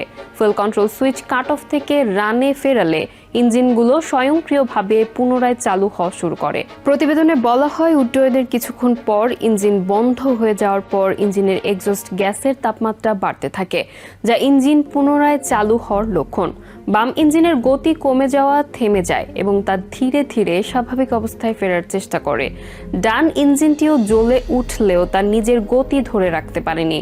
একাধিকবার জ্বালানি সরবরাহ করে ইঞ্জিনটিকে সচল রাখার চেষ্টা করা হলেও তাতে কার্যকর ফল মেলেনি।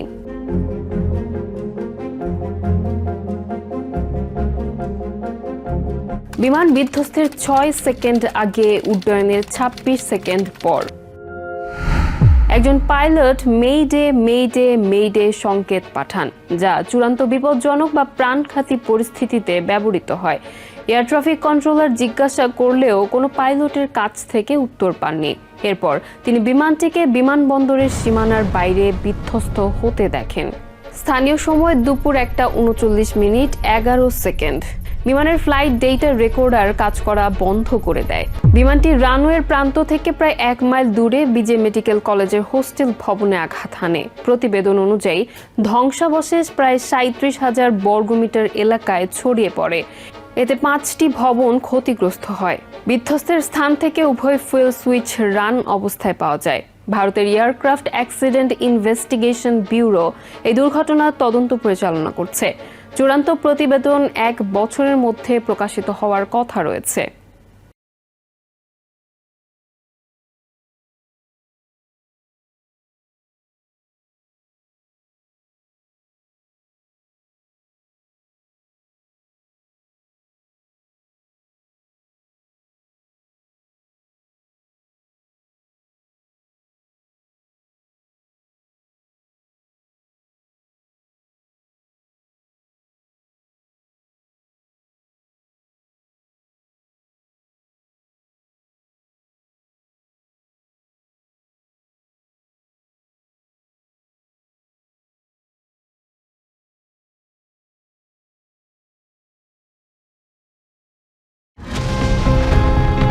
ইউক্রেনে আমেরিকার প্যাট্রিয়ট বিমান প্রতিরক্ষা ক্ষেপণাস্ত্র পাঠানোর প্রতিশ্রুতিতে ইতিবাচক অবস্থানে ইউরোপ।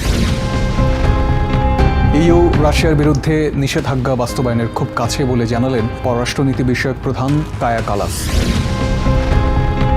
রাশিয়ার নাগরিকত্ব পেলেন আমেরিকান নাগরিক ড্যানিয়েল মার্টিনডেল।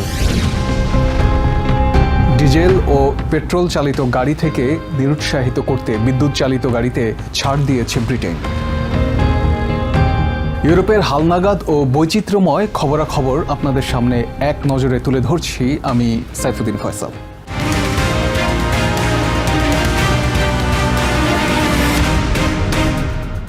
আমেরিকার প্রেসিডেন্ট ডোনাল্ড ট্রাম্প সম্প্রতি ইউক্রেনে প্যাট্রিয়ট বিমান প্রতিরক্ষা ক্ষেপণাস্ত্র পাঠানোর যে প্রতিশ্রুতি দিয়েছেন তার প্রতি পূর্ণ সমর্থন জানিয়েছে নেদারল্যান্ডস। মঙ্গলবার ব্রাসেলসে ইইউ পররাষ্ট্রমন্ত্রীদের বৈঠকে যোগ দিয়ে ডাচ পররাষ্ট্রমন্ত্রী ক্যাসপার ভেল্ট ক্যাম্প জানান, ইউক্রেনকে সমর্থনের জন্য নেদারল্যান্ডস উন্মুক্ত। একই সঙ্গে ডেনমার্কের পররাষ্ট্রমন্ত্রীও জানিয়েছেন, আমেরিকা থেকে প্যাট্রিয়ট বিমান প্রতিরক্ষা ব্যবস্থা ইউক্রেনে সরবরাহ করতে তারা সর্বাত্মক সহযোগিতা করতে প্রস্তুত।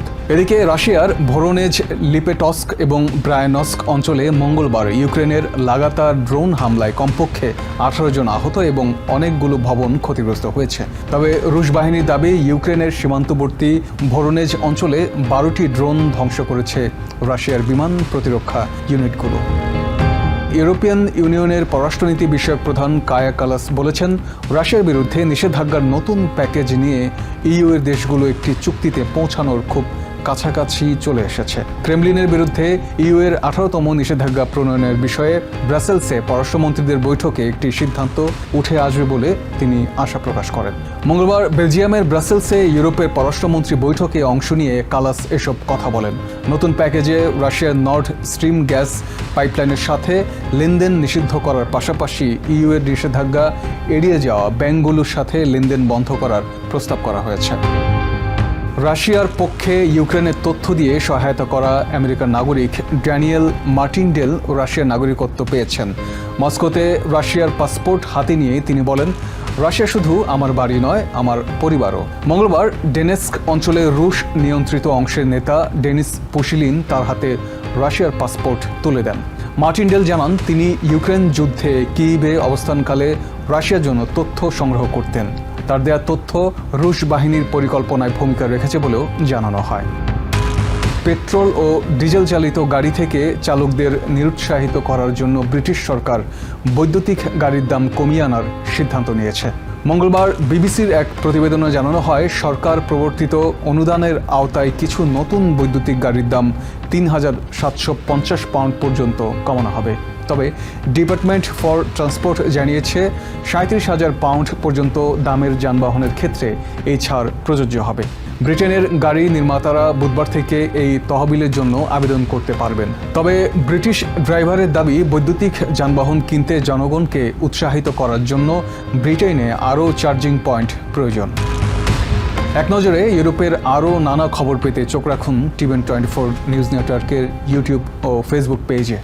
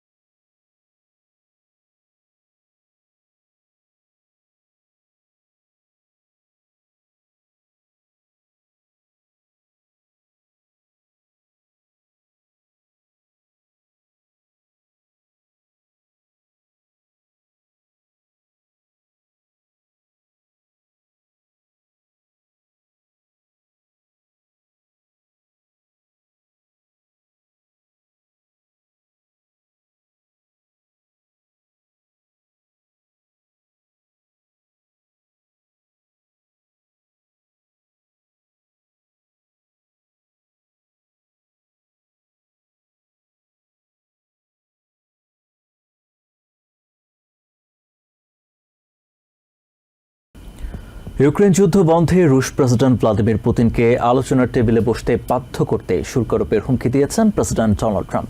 এমনটাই মনে করছেন রাজনৈতিক বিশ্লেষকরা। গণমাধ্যমে তারা বলছেন অবশেষে ট্রাম্প বুঝতে পেরেছেন এই সংকট সমাধানের প্রধান অন্তরায় পুতিন। এই কঠোর অবস্থান নেওয়ার সিদ্ধান্ত নিয়েছেন তিনি। এদিকে হোয়াইট হাউসের trade adviser Peter Navarro ABC নিউজকে জানিয়েছেন শান্তি প্রতিষ্ঠায় সর্বোচ্চ চেষ্টা চালিয়েছেন প্রেসিডেন্ট ডোনাল্ড ট্রাম্প, কিন্তু রুশ প্রেসিডেন্ট সহযোগিতা না করায় বিকল্প পথ বেছে নিতে হয়েছে। এক প্রশ্নের জবাবে তিনি জানান মস্কোর ইউরেনিয়াম এবং জ্বালানি তেল সরবরাহে নিষেধাজ্ঞা আসতে পারে। নিরাপত্তা বিশ্লেষকরা বলছেন কিয়েভের কাছে সরাসরি সমরাস্ত্র না দিয়ে কৌশলের আশ্রয় নিয়েছেন ট্রাম্প। প্রথমত এই জন্যই ইউরোপিয়ান মিত্ররা অর্থ দেবে, দ্বিতীয়ত ক্রেমলিনের সঙ্গে উত্তেজনা যাতে তৈরি না হয় সে চেষ্টা করছেন তিনি। চলতি বছরের ফেব্রুয়ারিতে হোয়াইট হাউস সফরে আসা ইউক্রেনের প্রেসিডেন্ট ভ্লাদিমির জেলেনস্কির সঙ্গে তীব্র বাকবিতণ্ডায় জড়ান প্রেসিডেন্ট ডোনাল্ড ট্রাম্প। কূটনীতির শিষ্টাচার না মেনেই ওই বৈঠকে রুশ প্রেসিডেন্ট ভ্লাদিমির পুতিনের পক্ষ নেন তিনি। আগ্রাসনের শিকার জেলেনস্কিকে নমনীয় হওয়ার উপদেশ দেন ট্রাম্প, কিন্তু সেই অবস্থান থেকে সরে এসেছেন তিনি।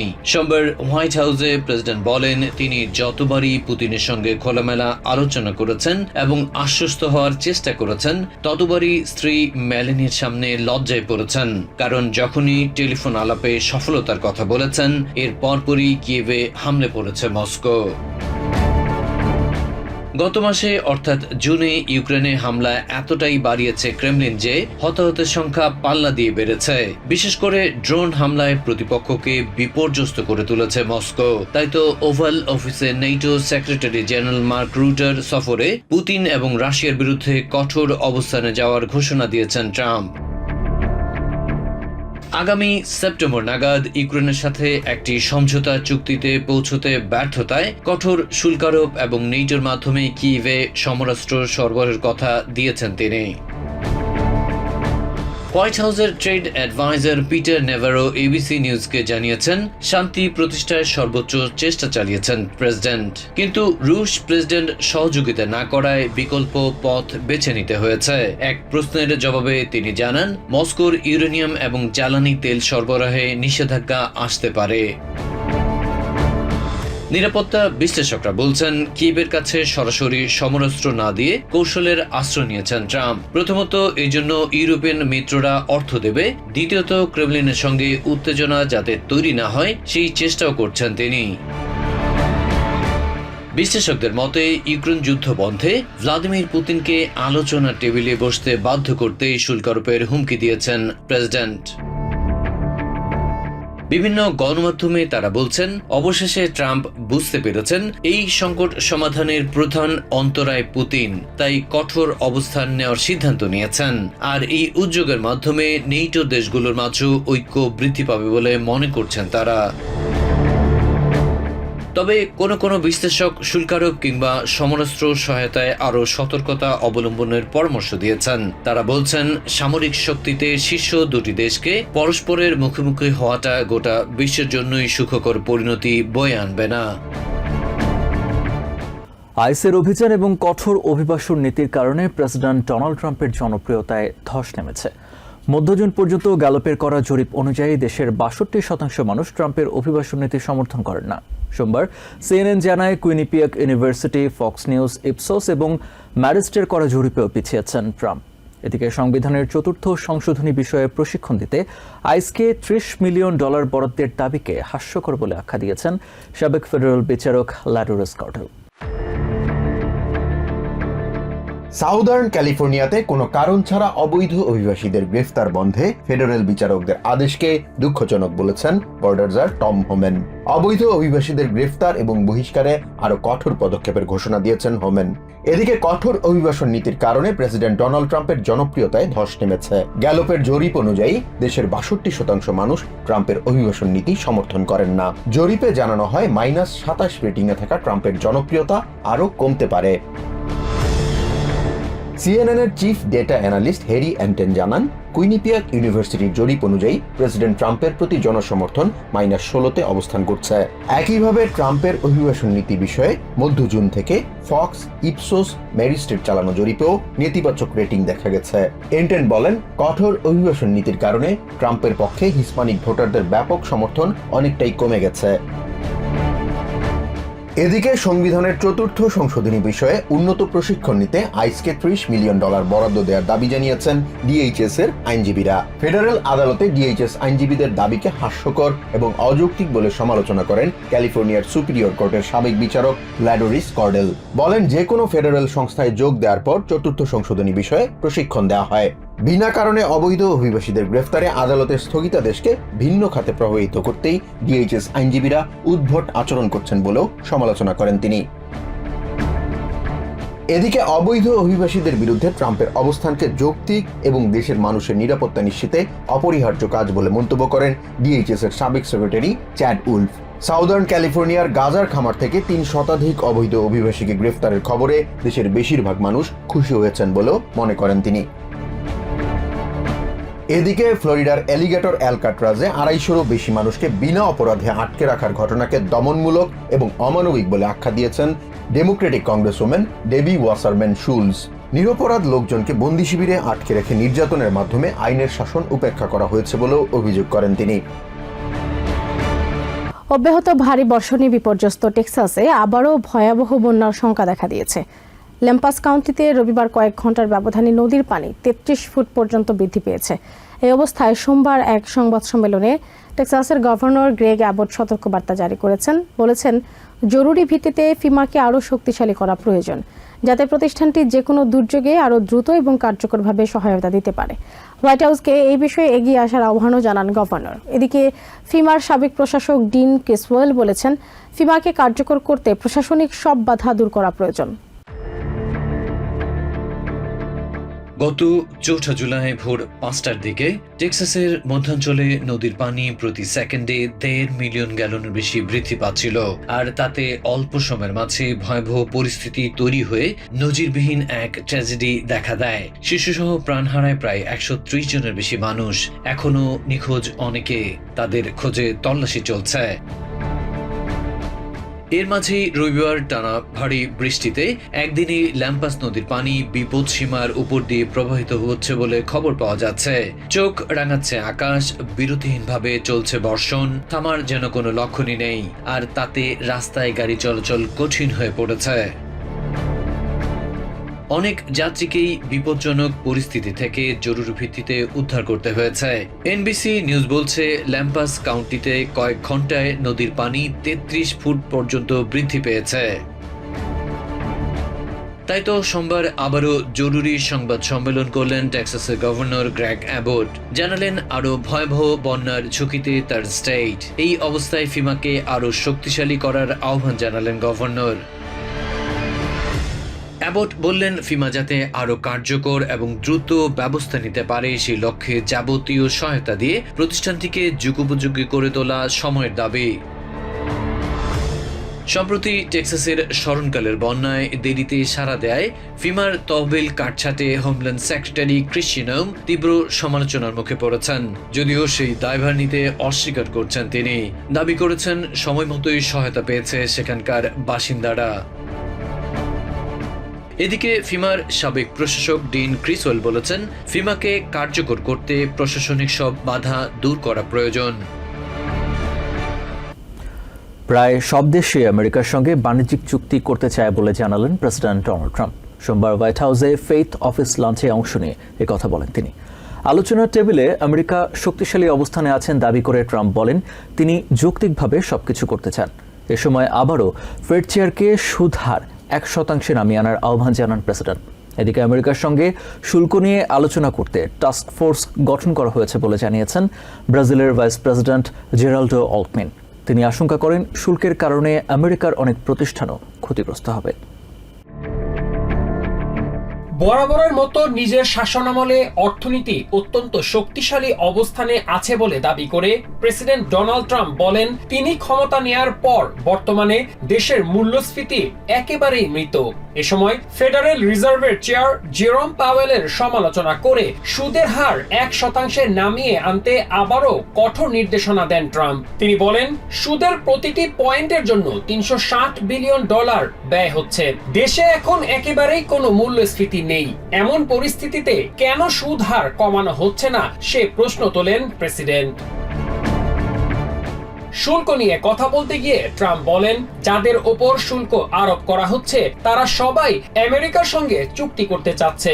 আলোচনার টেবিলে আমেরিকা খুবই শক্তিশালী অবস্থানে আছে বলেও দাবি করেন ডোনাল্ড ট্রাম্প। সবার সঙ্গেই তিনি একটি যৌক্তিক সমাধানে আসতে চান বলেও জানান প্রেসিডেন্ট। এদিকে ট্রাম্প প্রশাসনের শুল্কের কারণে তার দেশ ছাড়াও আমেরিকার অনেক প্রতিষ্ঠান ক্ষতিগ্রস্ত হবে বলে আশঙ্কা জানিয়েছেন ব্রাজিলের ভাইস প্রেসিডেন্ট জেরাল্ডো অল্টম্যান। তাই দুই পক্ষের ক্ষতি এড়াতে আমেরিকার সঙ্গে তার দেশ আলোচনায় বসতে যাচ্ছে বলে জানান তিনি। ইউরোপিয়ান ইউনিয়ন থেকে পণ্য আমদানির উপর প্রেসিডেন্ট ডোনাল্ড ট্রাম্পের 30% শুল্ক আরোপের ঘোষণাকে পুরোপুরি অযৌক্তিক এবং অগ্রহণযোগ্য বলে অভিহিত করেছে ইইউর সদস্য দেশগুলো। সোমবার বেলজিয়ামের রাজধানী ব্রাসেলসে জোটের মন্ত্রীদের এক বৈঠক শেষে সংবাদ সম্মেলনে একথা জানান ডেনমার্কের পররাষ্ট্রমন্ত্রী লার্স রাসমুসেন। তিনি বলেন, আমেরিকার সঙ্গে আলোচনা ব্যর্থ হলে ইইউকে পাল্টা ব্যবস্থা নিতে হবে। ইইউর ট্রেড কমিশনার মারোস সেফকোভিক বলেন, ট্রাম্পের 30% শুল্ক কার্যকর হলে আমেরিকার সঙ্গে তাদের বাণিজ্যই কার্যত বন্ধ হয়ে যাবে। তবে এই শুল্ক এড়াতে ট্রাম্প প্রশাসনের সঙ্গে আলোচনাকে অগ্রাধিকার দেওয়ার বিষয়ে সম্মত হয়েছেন ইউরোপিয়ান ইউনিয়নের মন্ত্রীরা। আগামী 1 আগস্ট থেকে আমেরিকায় ইউরোপিয়ান ইউনিয়নের সব ধরনের পণ্য আমদানির উপর প্রেসিডেন্ট ট্রাম্পের 30% শুল্ক আরোপের হুমকির পরিপ্রেক্ষিতে সোমবার বেলজিয়ামের রাজধানী ব্রাসেলসে ইইউ সদর দপ্তরে বৈঠকে মিলিত হন জোটের সদস্য দেশগুলোর মন্ত্রীরা। ইইউ আমেরিকার সম্পর্ক এবং প্রেসিডেন্ট ট্রাম্পের ঘোষিত শুল্ক নিয়ে আলোচনা করেন তারা। মন্ত্রীরা সম্মত হন 30% শুল্ক এড়াতে আমেরিকার সাথে আলোচনাকে অগ্রাধিকার দেওয়া উচিত।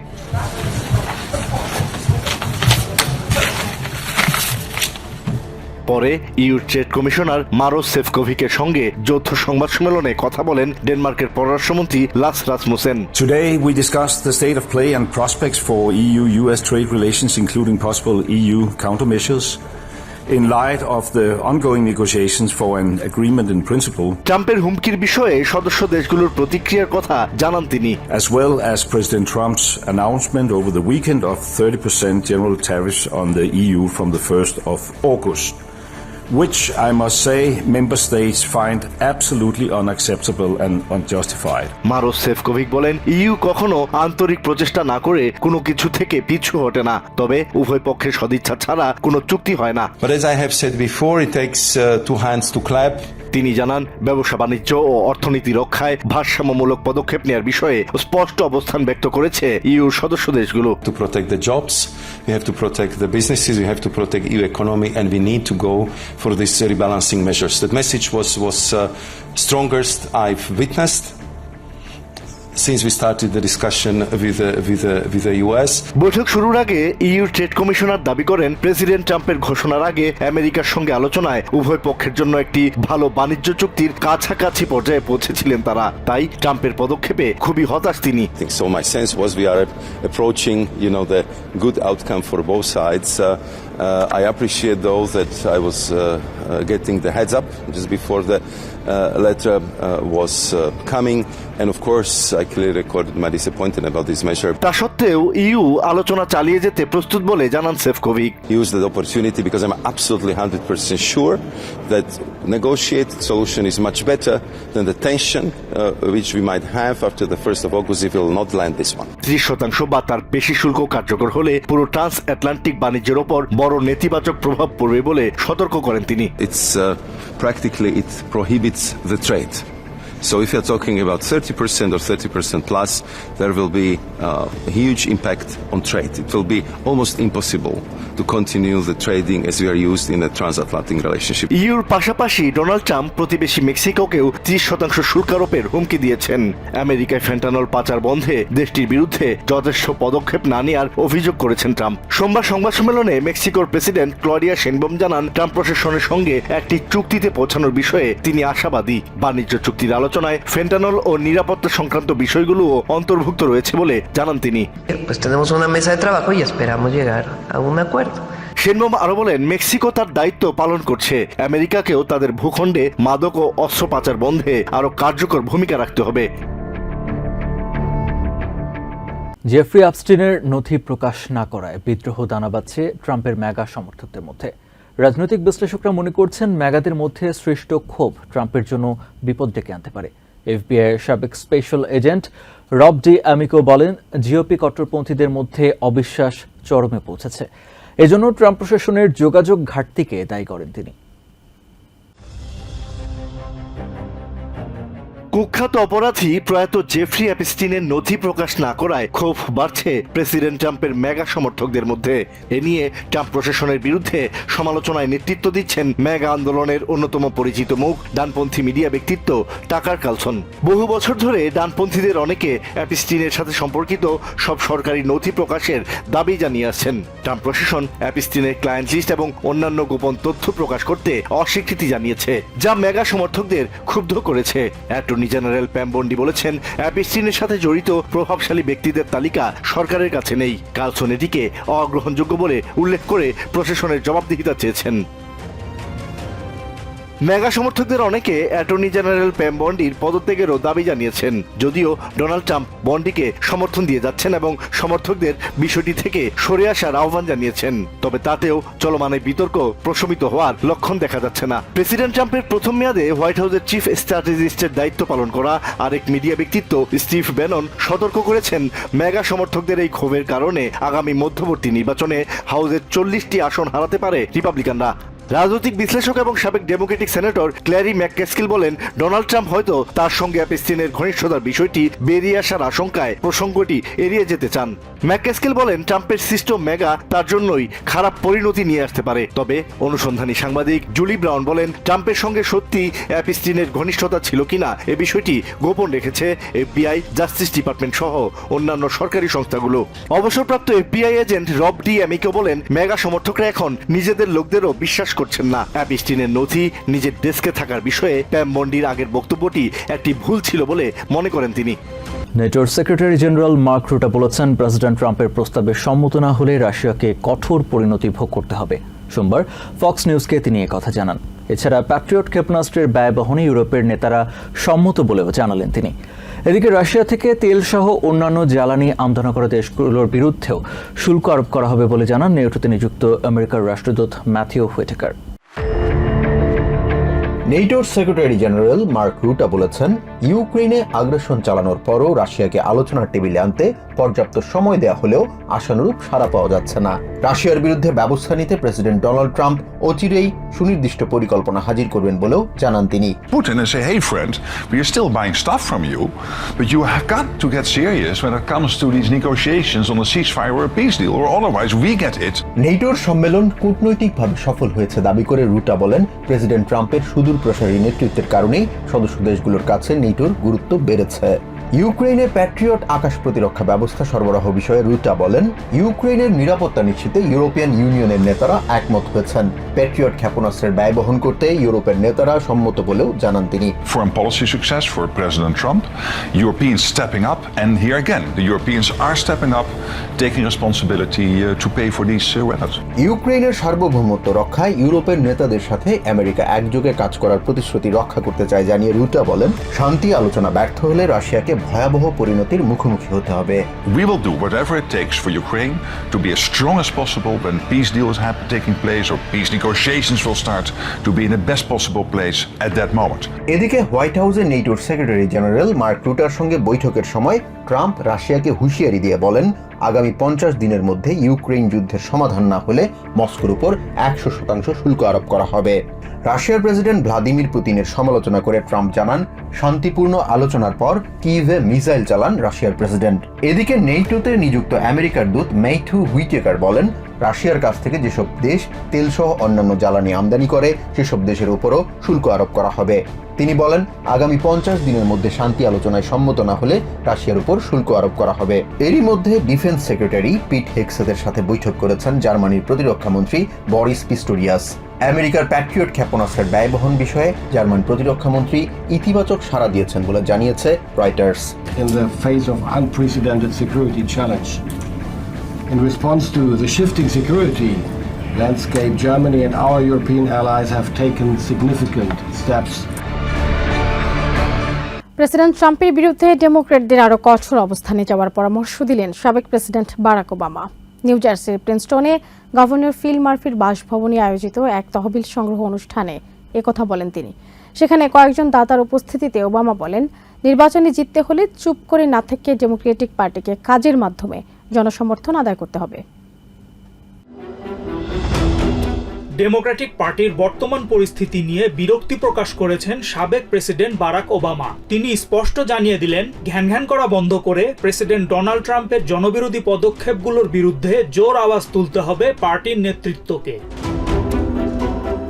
গত শুক্রবার নিউ জার্সির প্রিন্সটনে গভর্নর ফিল মার্ফির বাসভবনে আয়োজিত ডেমোক্রেটিক ন্যাশনাল কাউন্সিলের তহবিল সংগ্রহ অনুষ্ঠানে দলের নেতৃত্বের কড়া সমালোচনা করেন তিনি। ট্রাম্পের প্রতিশোধের ভয় না পেয়ে তার বিরুদ্ধে ডেমোক্র্যাটদের আরও কঠোর অবস্থানে যাওয়ার পরামর্শ দেন ওবামা। অনুষ্ঠানে কয়েকজন দাতার উপস্থিতিতে ওবামা বলেন, নির্বাচনে জিততে হলে, আবার ক্ষমতায় যেতে হলে ডেমোক্রেটিক পার্টিকে কাজের মাধ্যমেই জনসমর্থন আদায় করতে হবে। প্রেসিডেন্ট ট্রাম্পের আক্রমণাত্মক আচরণে দিশেহারা না হয়ে সাহসের সাথে তা মোকাবেলা করতে হবে বলে মনে করেন এই সাবেক প্রেসিডেন্ট। এ প্রসঙ্গে মন্তব্যে ওবামার সাবেক সিনিয়র অ্যাডভাইজার ডেভিড অ্যাক্সেলরড বলেন, ট্রাম্পের বিরুদ্ধে প্রতিরোধ গড়ে তুলতে হলে আবার মানুষের আস্থা অর্জন করতে হবে ডেমোক্র্যাটদের। তাই নিজের পার্টিকে কঠোর অবস্থানে যাওয়ার পরামর্শ দিয়ে ঠিক কাজ করেছেন ওবামা। ওবামা মনে করেন, ডেমোক্রেটিক পার্টির মধ্যেই নতুন এমন অনেকে আছেন ট্রাম্পের বিরুদ্ধে শক্ত অবস্থানে যেতে দ্বিধাবোধ করেন না তারা। দলকে সামনে এগিয়ে নিয়ে যেতে এই ধরনের নেতা নেত্রীদের সুযোগ করে দিতে হবে বলে মনে করেন এই সাবেক সিনিয়র অ্যাডভাইজার। এদিকে ডেমোক্র্যাটদের প্রতি জনসমর্থন এখন ইলন মাস্কের থেকেও দুর্বল হয়ে গেছে বলে মন্তব্য করেছেন সাবেক ওবামা প্রশাসনের chief of staff Ram Emmanuel. তিনি দাবি করেন, অধিকাংশ ডেমোক্র্যাট নিজ দলের ওপর আস্থা হারিয়েছেন। প্রেসিডেন্ট ট্রাম্প ডেমোক্র্যাটদের জন্য একটি বড় চ্যালেঞ্জ বলেই মনে করেন ইম্যানুয়েল। 2026 সালের মধ্যবর্তী নির্বাচনে ঘুরে দাঁড়াতে হলে এখন থেকেই ভোটারদের সমর্থন আদায়ে মনোযোগ দিতে হবে বলে মনে করেন তিনি। নিউ ইয়র্ক থেকে সম্প্রচারিত TVN 24 টেলিভিশন বিশ্বজুড়ে বাঙালির কণ্ঠস্বর।